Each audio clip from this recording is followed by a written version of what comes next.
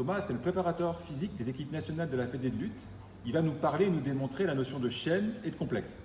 Alors la chaîne, c'est un mouvement, on fait 3, 4, 5 mouvements enchaînés, juste avec une seule répétition de chacun de ces exercices. Donc je vais te le démontrer sur un clean avec halter, un développé militaire et un front squat, d'accord ?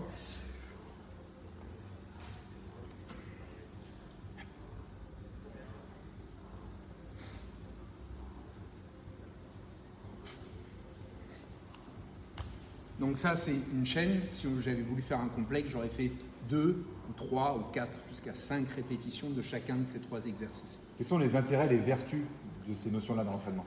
Bon, déjà, tu renforces des mouvements fondamentaux. Tu as un mouvement de hanche, un mouvement tiré, un mouvement poussé, une forme de squat.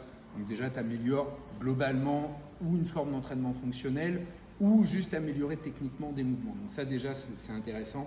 Tu ne te fatigues pas, tu as le temps d'accumuler un gros volume de répétition avec une belle technique et tu peux y mettre l'intensité qui correspond à ton objectif.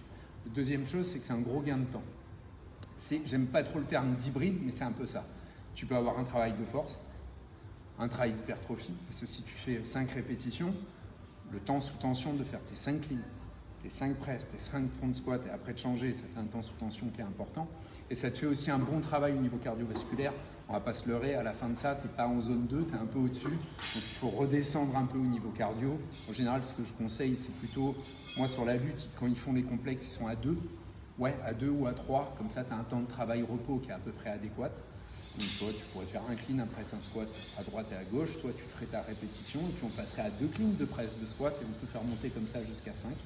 Tu accumules un certain nombre de répétitions, tu as un repos qui s'allonge avec le nombre de répétitions que tu vas ajouter. Et tu as cet impact cardiovasculaire qui est quand même très intéressant. Donc, tu ne passes pas à côté de ta séance, donc ça te permet en 20-30 minutes, quand tu es un peu occupé par ta vie professionnelle ou tu es pris par le temps, et tu dis j'ai pas envie de faire de cardio, j'ai pas envie de faire de force, mais j'ai un petit espace, j'ai ça.